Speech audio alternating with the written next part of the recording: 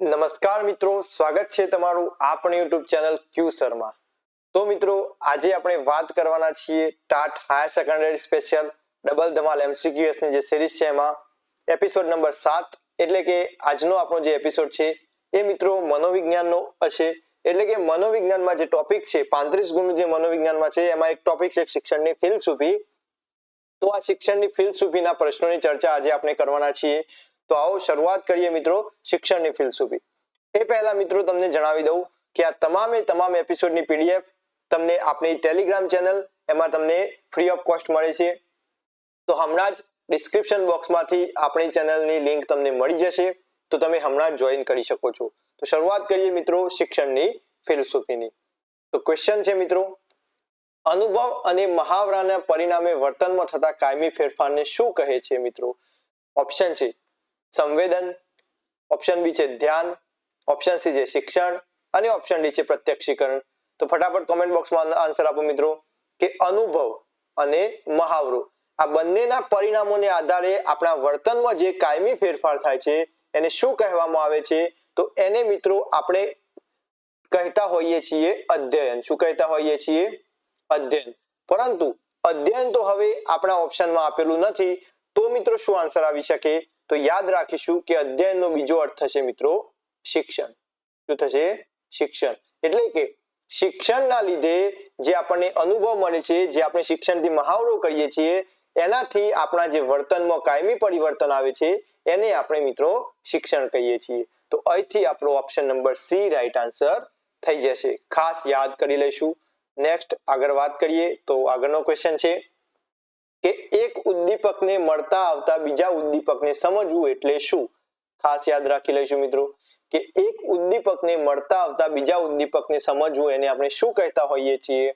Option A છે ઉદ્દીપકનું જોડાણ, option B છે ઉદ્દીપકનું ભેદબોધન, ઓપ્શન સી છે વિલોપન અને ઓપ્શન ડી છે ઉદ્દીપકનું સામાન્યીકરણ. તો ફટાફટ કોમેન્ટ બોક્સમાં આન્સર આપી દો કે જ્યારે એક ઉદ્દીપકને મળતા આવતા બીજા ઉદ્દીપકને આપણે સમજીએ છીએ તો એનો મતલબ એવો થયો કે એ જે બે ઉદ્દીપક છે એ બંનેમાં મિત્રો કંઈક ના કંઈક તો સામાન્ય હશે, જેથી કરીને આપણે એ બંનેને સરખાવી શકીએ છીએ.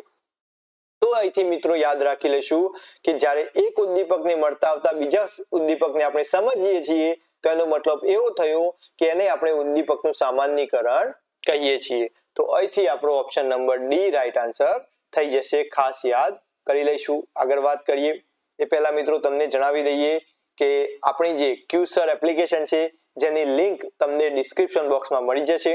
તો એ એપ્લિકેશનમાં અત્યારે ટાટ હાયર સેકન્ડરી માટે ઇંગ્લિશનો કોર્સ અવેલેબલ છે. આ કોર્સ મિત્રો કોમ્બો કોર્સ છે, એટલે કે ધોરણ 11 અને 12 નું ઇંગ્લિશ તો તમને ભણાવવામાં આવશે, પરંતુ સાથે સાથે પાર્ટ 1 35 ગુણનું મનોવિજ્ઞાન તમને ફ્રીમાં આપવામાં આવે છે. એ પણ રેકોર્ડેડ વિડીયો સાથે PDF અને સાથે ટેસ્ટ. ખાસ આ કોર્સમાં મિત્રો પાર્ટ 2 નો અભ્યાસ એટલે કે 11-12 પાઠ્યપુસ્તકનો સંપૂર્ણ અભ્યાસ કરીશું અને એક્સરસાઇઝ પણ સોલ્વ કરીશું. મુખ્ય મુદ્દાની વાત એ છે કે આ કોર્સમાં અંગ્રેજી મેથડના વિડીયો રેકોર્ડેડ ફોર્મમાં તમને આપી દેવામાં આવ્યા છે અને એની PDF નોટ્સ પણ આપી દેવામાં આવેલી છે. આ કોર્સની પ્રાઇસ મિત્રો 699 રૂપિયા છે 3 મહિના માટે અને 6 મહિના માટે 999 રૂપિયા છે. તો હમણાં જ મિત્રો વિઝિટ કરો, એની લિંક ડિસ્ક્રિપ્શન બોક્સમાંથી મળી જશે. આગળ વાત કરીએ તો આગળનો ક્વેશ્ચન છે કે માનસિક વય ગણતી વખતે કસોટીના દરેક સાચા ઉત્તર દીઠ કેટલા માસની માનસિક વય ગણવામાં આવે છે? ઓપ્શન એ છે 2 વર્ષ, ઓપ્શન બી છે 6 માસ, ઓપ્શન સી છે 3 માસ અને ઓપ્શન ડી છે 4 માસ. તો આપણે જ્યારે બુદ્ધિ ભણ્યા હતા એટલે કે ઇન્ટેલિજન્સ ભણ્યા હતા એમાં વાત કરી હતી કે માનસિક વય ગણતી વખતે કસોટીના દરેક સાચા ઉત્તર દીઠ મિત્રો 2 માસની માનસિક વય ગણવામાં આવે છે. કેટલા માસની માનસિક વય ગણવામાં આવે છે? તો 2 માસની માનસિક વય ગણવામાં આવે છે. આપણે યાદ કરી લઈશું. તો અહીંથી મિત્રો આપણો ઓપ્શન નંબર એ રાઈટ આન્સર થઈ જશે. ખાસ આપણે યાદ રાખી લઈએ. આગળ વાત કરીએ તો આગળનો ક્વેશ્ચન છે કે સ્ટેનફોર્ડ બીને બુદ્ધિ કસોટીનું અંગ્રેજી ભાષામાં સૌપ્રથમ રૂપાંતર કોણે કર્યું હતું? સ્ટેનફોર્ડ બીને બુદ્ધિ કસોટીના પિતા એટલે કે મિત્રો બીને, સાયમન બીને. હવે આ જે બીને છે એ બીને કસોટીનું અંગ્રેજી ભાષામાં સૌપ્રથમ રૂપાંતર કોણે કર્યું હતું? ઓપ્શન એ છે બીને, ઓપ્શન બી છે ટર્મને, ઓપ્શન સી છે સાયમને અને ઓપ્શન ડી છે વેક્સલરે. વેક્સલરે મિત્રો પ્રી પ્રાઇમરી જે એડલ્ટની જે બુદ્ધિ કસોટી હતી એ મિત્રો વેક્સલરે આપી હતી, પરંતુ આપણને જો પ્રશ્ન એવો છે કે સ્ટેનફોર્ડ બીને બુદ્ધિ કસોટીનું અંગ્રેજી ભાષામાં સૌપ્રથમ રૂપાંતર કોણે કર્યું હતું, તો યાદ રાખી લઈશું કે ટર્મન દ્વારા. કોના દ્વારા? તો ટર્મન દ્વારા સ્ટેનફોર્ડ બીને બુદ્ધિ કસોટીનું અંગ્રેજી ભાષામાં રૂપાંતર કરવામાં આવ્યું હતું. એટલે કે અહીંથી આપણો option number B right answer થઈ જશે. ખાસ આપણે યાદ રાખી લઈશું. આગળ વાત કરીએ તો આગળનો ક્વેશ્ચન છે મિત્રો કે માનવીના મનમાં રૂઢ થયેલા ખોટા ખ્યાલોને શું કહે છે? જ્યારે મનોવલણ અને પૂર્વગ્રહની આપણે વાત કરી હતી ત્યારે તમને સમજાવ્યું હતું કે માનવીના મનમાં જે રૂઢ થયેલા ખોટા ખ્યાલો છે, બીજા પ્રત્યેના જે ખોટા ખ્યાલો, એક વણાઈ ગયેલા ખ્યાલો છે, એને મિત્રો શું કહી શકાય? તો ઓપ્શન એ છે મનોવલણ, ઓપ્શન બી છે પૂર્વગ્રહ, ઓપ્શન સી છે અભિસંધાન અને ઓપ્શન ડી છે સામાજિકીકરણ. તો તમને ત્યારે મેં જણાવ્યું હતું કે જે માનવીના મગજમાં એટલે કે દરેક વ્યક્તિના મગજમાં ઓલરેડી બીજા પ્રત્યેના જે ખોટા ખ્યાલો છે, બીજા પ્રત્યેનું જે વલણ છે એ ઓલરેડી મિત્રો ફિક્સ થઈ ગયેલું હોય તો એને આપણે શું કહેતા હતા? તો એને આપણે પૂર્વગ્રહ તરીકે ઓળખતા હતા. શેના તરીકે ઓળખતા હતા? તો પૂર્વગ્રહ તરીકે ઓળખતા હતા. એટલે કે અહીંથી આપણો option number B right answer થઈ જશે. ખાસ આપણે યાદ કરી લઈશું. આગળ વાત કરીએ તો આગળનો ક્વેશ્ચન છે કે અજ્ઞાત કે અભાનપણે અહમને ટકાવી રાખવાની પ્રયુક્તિ એટલે શું? અજ્ઞાત કે અભાનપણે આપણા જે અહમ છે, આપણો જે ઈગો છે, આ ઈગોને ટકાવી રાખવાની પ્રયુક્તિને આપણે શું કહેતા હતા? ઓપ્શન એ છે દમન, ઓપ્શન બી છે બચાવ પ્રયુક્તિ, ઓપ્શન સી છે વ્યક્તિત્વ અને ઓપ્શન ડી છે સ્વપ્રવસ્થા. તો યાદ રાખીશું મિત્રો કે આપણા અહમને ટકાવી રાખવા માટે આપણે કંઈક ને કંઈક બાનું શોધતા રહેલા હોઈએ છીએ. આપણને એવું લાગતું હોય છે કે આપણો જે ઈગો છે એ ઈગો હર્ટ ના થાય એ માટે આપણે કંઈક ના કંઈક બાનું શોધતા હોઈએ છીએ, અને એ બાનાને મિત્રો મનોવિજ્ઞાનની ભાષામાં શું કહેવામાં આવે છે? તો મનોવિજ્ઞાનની ભાષામાં એને આપણે બચાવ પ્રયુક્તિ તરીકે ઓળખીએ છીએ. અને અલગ અલગ બચાવ પ્રયુક્તિઓની મિત્રો આપણે સંપૂર્ણ ચર્ચા મનોવિજ્ઞાનના કોર્સમાં આપણે એપ્લિકેશનમાં કરી ચૂક્યા છીએ કે કઈ રીતે એમાંથી ક્વેશ્ચન નીકળી શકે છે, કઈ રીતે મિત્રો બચાવ પ્રયુક્તિને આપણે યાદ રાખવી છે. આ તમામે તમામ વસ્તુઓની વાત આપણે ઓલરેડી કરી ચૂક્યા છીએ. તો ખાસ આપણે યાદ કરી લઈશું. તો અહીંથી આપણો option number B right answer થઈ જશે કે અજ્ઞાત કે અભાનપણે અહમને ટકાવી રાખવાની પ્રયુક્તિ એટલે બચાવ પ્રયુક્તિ. યાદ કરી લઈશું ખાસ મિત્રો. આપણે આગળ વાત કરીએ તો આગળનો ક્વેશ્ચન છે કે હિમશિલાનું ઉદાહરણ કયા ખ્યાલ સાથે સંબંધિત છે? આપણને બધાને જ ખબર છે મિત્રો કે હિમશિલાનું ઉદાહરણ કોણ આપે છે? તો હિમશિલાનું ઉદાહરણ સિગમન્ડ ફ્રોઈડ આપે છે. અને સિગમન્ડ ફ્રોઈડ જ્યારે હિમશિલાનું ઉદાહરણ આપે છે ત્યારે મિત્રો શું આપે છે? તો હિમશિલાના ઉદાહરણ દ્વારા આપણને અચેતન અને ચેતન મન, આ જે બંને મન છે આપણા, અચેતન મન અને ચેતન મન, આનો ખ્યાલ આપણને સિગમન્ડ ફ્રોઈડ હિમશિલાના ઉદાહરણ દ્વારા સમજાવે છે. આવી રીતે જે હિમશિલા છે એમાં મિત્રો આ નીચેનું છે એ અચેતન મન છે અને આ ચેતન મનનું ઉદાહરણ આપે છે. આવી રીતે આપણને સમજાવે છે. તો અહીંયા ક્વેશ્ચન છે આપણો કે હિમશિલાનું ઉદાહરણ કયા ખ્યાલ સાથે સંબંધિત છે? ઓપ્શન એ મનોજાતીય અવસ્થા, ઓપ્શન બી વિકાસ, ઓપ્શન સી ચેતન અચેતન મન અને ઓપ્શન ડી બચાવ પ્રયુક્તિ. તો યાદ રાખી લઈશું કે હિમશિલાનું ઉદાહરણ સિગમન્ડ ફ્રોઈડ ચેતન અને અચેતન મનને સમજાવવા માટે આપણને આપે છે. તો ખાસ મિત્રો અહીંથી આપણો option number C right answer થઈ જશે. યાદ કરી લઈશું આપણે ખાસ. આગળ વાત કરીએ તો આગળનો ક્વેશ્ચન છે મનોવિશ્લેષણાત્મક પ્રતિમાન કયા મનોવૈજ્ઞાનિક વિચારધારા ઉપર આધારિત છે? મનોવિશ્લેષણાત્મક પ્રતિમાન. ખાસ મિત્રો યાદ રાખીશું અહીંથી આપણે કે મનોવિશ્લેષણવાદ, આપણને ખબર છે અહીંયા મનોવિશ્લેષણાત્મક પ્રતિમાનની વાત કરવામાં આવી છે. એટલે કે આ જે મનોવિશ્લેષણાત્મક પ્રતિમાન છે એ મિત્રો મનોવિશ્લેષણવાદ ઉપર આધારિત છે. શેના પર? તો મનોવિશ્લેષણવાદ. અને આ જે મનોવિશ્લેષણવાદ છે, આ જ મનોવિશ્લેષણવાદ મિત્રો કોણે આપ્યો હતો? તો હમણાં જ જોયું ચેતન અચેતન મન જેને સમજાવ્યું એટલે કે સિગમન્ડ ફ્રોઈડ. તો આ ફ્રોઈડે મિત્રો મનોવિશ્લેષણવાદ આપ્યો હતો. એટલે અહીંથી મિત્રો યાદ રાખી લઈશું કે મનોવિશ્લેષણાત્મક પ્રતિમાન પણ કોણે આપ્યું હતું? તો સિગમન્ડ ફ્રોઈડે આપ્યું હતું. એટલે એની વિચારધારા ઉપર આધારિત છે. તો અહીંથી આપણો ઓપ્શન નંબર બી આપણો રાઈટ આન્સર થઈ જશે. આપણે ખાસ મિત્રો યાદ રાખી લઈશું.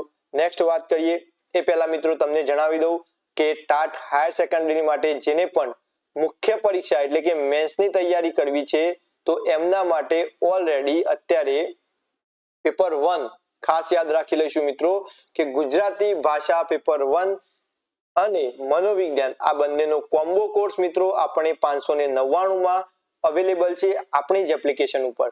આ કોર્સમાં મિત્રો સંપૂર્ણ અભ્યાસક્રમનો સમાવેશ થઈ જશે તો હમણાં જ મિત્રો મુલાકાત લો આપણી એપ્લિકેશન ક્યુસરમાં।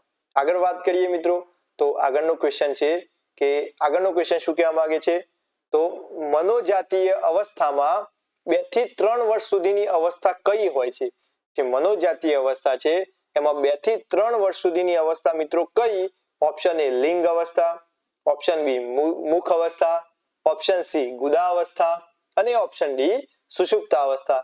તો યાદ રાખી લઈશું મિત્રો આપણે અહીંથી કે મનોજાતીય અવસ્થા છે એમાં 2 થી 3 વર્ષનો જે સમયગાળો છે આ 2 થી 3 વર્ષના સમયગાળાને આપણે ગુદા અવસ્થા તરીકે ઓળખીએ છીએ એટલે કે અહીંથી આપણો option number C right answer થઈ જશે। આ ખાસ મિત્રો દરેકે દરેક અવસ્થાઓ યાદ કરી લેજો, દરેકે દરેક અવસ્થાની સ્પેસિફિકેશન યાદ રાખી લેજો જેથી કરીને પરીક્ષામાં જો કોઈ પણ પ્રકારનો પ્રશ્ન પૂછે તો આપણને આવડવો જોઈએ। આગળ વાત કરીએ તો આગળનો ક્વેશ્ચન છે મિત્રો ધ્યાનની જનની તરીકે કોને ઓળખવામાં આવે છે? મોસ્ટ આઈએમપી ક્વેશ્ચન છે, ઘણીવાર એક્ઝામમાં પૂછાયેલો છે કે જે ધ્યાન છે રસ અને ધ્યાન આ બંનેની વાતો આપણે કરી ચૂક્યા છીએ તો ધ્યાનની જે જનની છે આ ધ્યાનની જનની તરીકે કોને ઓળખવામાં આવે છે? ધ્યાનની માતા તરીકે કોને ઓળખવામાં આવે છે? ઓપ્શન એ ટેવ, ઓપ્શન બી રસ, ઓપ્શન સી શિક્ષણ અને ઓપ્શન ડી જરૂરિયાત। તો યાદ રાખી લઈશું મિત્રો કે ધ્યાનની જનની તરીકે આપણે રસને ઓળખીએ છીએ, ખાસ મગજમાં ક્લિયર કરી લઈશું એટલે કે અહીંથી આપણો option number B right answer થઈ જશે, ખાસ મિત્રો યાદ રાખી લઈશું। આગળ વાત કરીએ તો આગળનો ક્વેશ્ચન છે કયા મનોવૈજ્ઞાનિક વાર્તનિક પ્રતિમાન દર્શાવે છે? હમણાં મિત્રો મનોવિશ્લેષણવાદની વાત હતી, હવે વાર્તનિક પ્રતિમાનની વાત આવી તો વાર્તનિક પ્રતિમાન આવે ત્યારે આપણને બધાને ખબર હશે કોણ આવશે તો વાર્તનિક અભિગમ કોણે આપ્યો હતો મિત્રો? તો વાર્તનિક અભિગમ કોલમેને આપ્યો હતો। આ યાદ રાખી લઈશું વાર્તનિક અભિગમ મિત્રો, વાર્તનિક વર્તનવાદ આવે તો એ અલગ છે, વાર્તનિક અભિગમ એ અલગ છે। તો અહીંયા વાર્તનિક પ્રતિમાન છે એ કોના સાથે સંકળાયેલું છે તો કોલમેન સાથે સંકળાયેલું છે। કોના સાથે સંકળાયેલું છે? કોલમેન સાથે એટલે કે અહીંથી આપણો option number B right answer થઈ જશે, ખાસ આપણે યાદ કરી લઈશું। આગળ વાત કરીએ તો આગળનો ક્વેશ્ચન છે કે મનોવિજ્ઞાનને વિજ્ઞાન તરીકેનો દરજ્જો ક્યારથી પ્રાપ્ત થયો? આપણને બધાને ખબર છે કે મનોવિજ્ઞાનને વિજ્ઞાન તરીકેનો દરજ્જો સૌપ્રથમ કોણે આપ્યો હતો તો વિલ્હેમ વુન્ટે આપ્યો હતો અને વિલ્હેમ વુન્ટે મિત્રો કઈ સાલમાં આપ્યો હતો તો 1879। કઈ સાલમાં?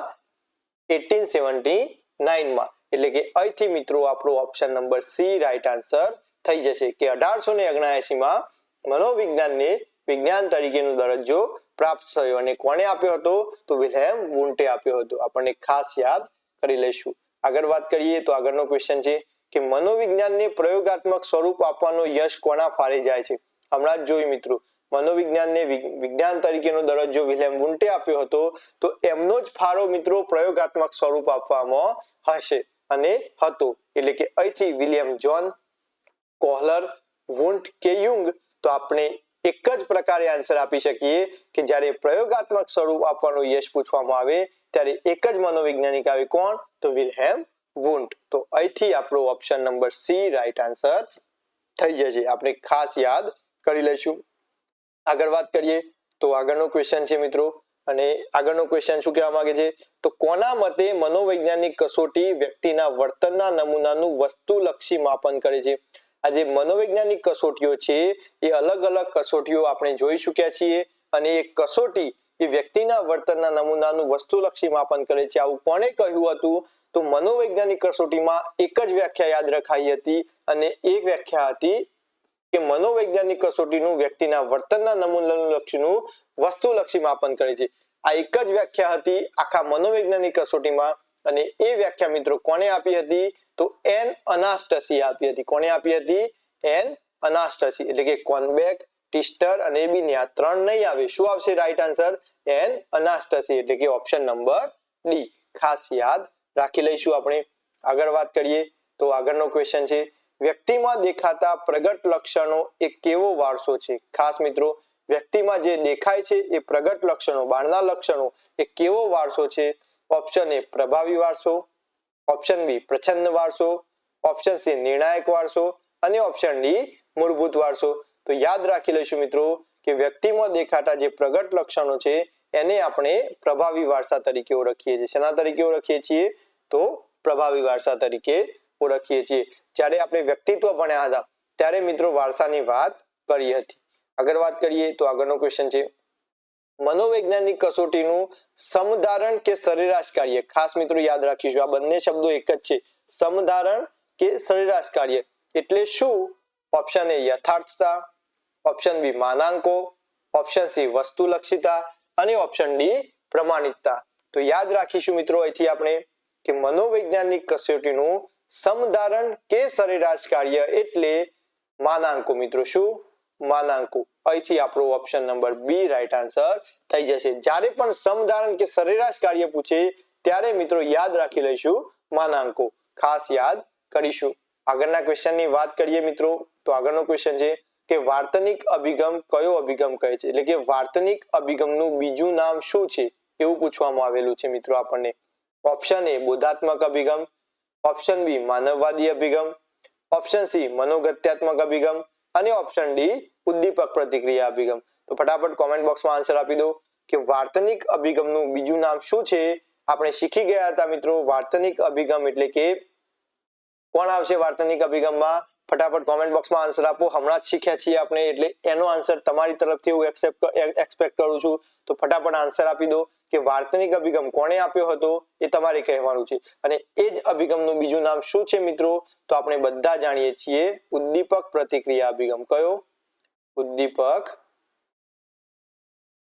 પ્રતિક્રિયા અભિગમ. આપણને ખબર જ છે મિત્રો આનું બીજું નામ.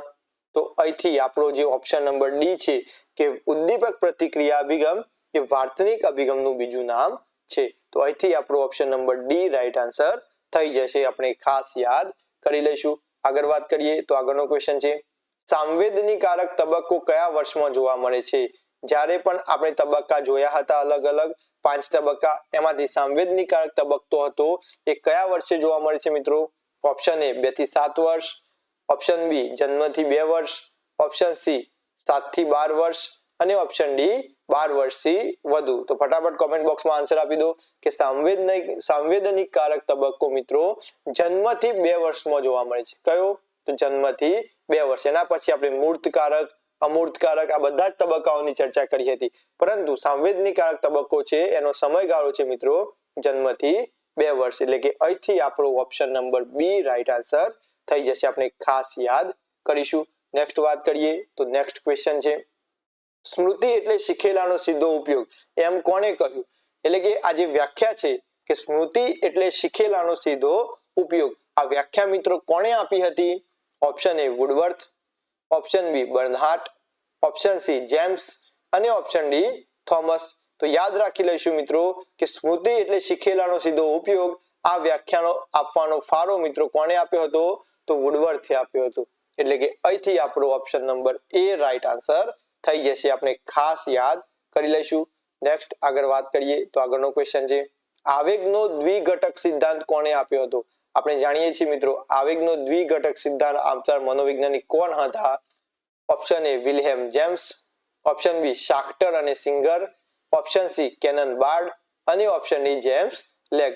90% પબ્લિક એવું સમજે છે મિત્રો કે આવેગનો દ્વિઘટક સિદ્ધાંત કેનન બાર્ડે આપ્યો હતો, પરંતુ યાદ રાખીશું કે કેનન બાર્ડે આપ્યો ન હતો. મનોવિજ્ઞાનની જે આપણી બીએડ ની બુક્સ છે એમાં ક્લિયર કટ આપેલું છે કે આવેગનો જે દ્વિઘટક સિદ્ધાંત છે એ મિત્રો શાખ્ટર અને સિંગરે આપ્યો હતો. કોને આપ્યો હતો? શાખ્ટર અને સિંગરે. એટલે કે અહીંથી આપણો option number B right answer થઈ જશે. આપણે ખાસ યાદ કરીશું. આગળ વાત કરીએ તો આગળનો ક્વેશ્ચન છે કૃષ્ણ અને સુદામાની મૈત્રી કઈ મનોસામાજિક પ્રેરણા દર્શાવે છે મિત્રો? ઓપ્શન એ સત્તાની, ઓપ્શન બી સંપર્કની, ઓપ્શન સી સંલગ્નતાની અને ઓપ્શન ડી સિદ્ધિની. આપણે ગયા વખત વાત કરી હતી કે ટેટ 2 ની પરીક્ષામાં સિદ્ધિની પ્રેરણા પૂછાઈ ચૂકેલી છે. એટલે કે સિદ્ધિની પ્રેરણા એટલે કે એપીજે અબ્દુલ કલામ, સુભાષચંદ્ર બોઝ આ બધા મિત્રો કઈ પ્રેરણાથી પ્રેરાતા હતા? તો સિદ્ધિ પ્રેરણાથી પ્રેરણા હતા. જ્યારે એની અગાઉ પણ આપણે વાત કરી ચૂક્યા છીએ કે નેતાઓમાં કઈ પ્રેરણા હોય છે, તો સત્તાની પ્રેરણા હોય છે. તો અહીંયા મિત્રો કૃષ્ણ અને સુદામાની મૈત્રી એ કઈ પ્રેરણાની છે, તો એ સંપર્કની પ્રેરણાની છે મિત્રો. કઈ પ્રેરણા છે? એ સંપર્કની પ્રેરણા છે. એટલે કે અહીંથી આપણો option number B right answer થઈ જશે. આપણે ખાસ યાદ કરીશું. આગળ વાત કરીએ તો આગળનો ક્વેશ્ચન છે, વ્યાકરણના નિયમો યાદ રાખવાની સ્મૃતિનો પ્રકાર જણાવો મિત્રો. સ્મૃતિના જે 3 પ્રકાર છે એમાં વ્યાકરણના નિયમો યાદ રાખવા એ કયા પ્રકારમાં મૂકીએ છીએ આપણે?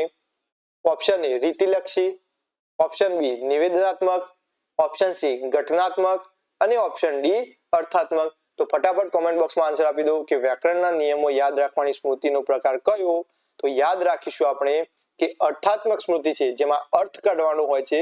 એ સ્મૃતિમાં મિત્રો આપણે વ્યાકરણના નિયમોની યાદ રાખવાનો સમાવેશ કરીએ છીએ. એટલે કે અહીંથી ઓપ્શન નંબર ડી આપણો રાઈટ આન્સર થઈ જશે. આપણે ખાસ યાદ કરી લઈશું મિત્રો. તો મિત્રો આજે આપણે આટલે સુધી રાખીએ છીએ કે આજના જે ક્વેશ્ચનો છે એ તમામે તમામ ક્વેશ્ચનની પીડીએફ તમને આપણી ટેલિગ્રામ ચેનલમાં મળી જશે.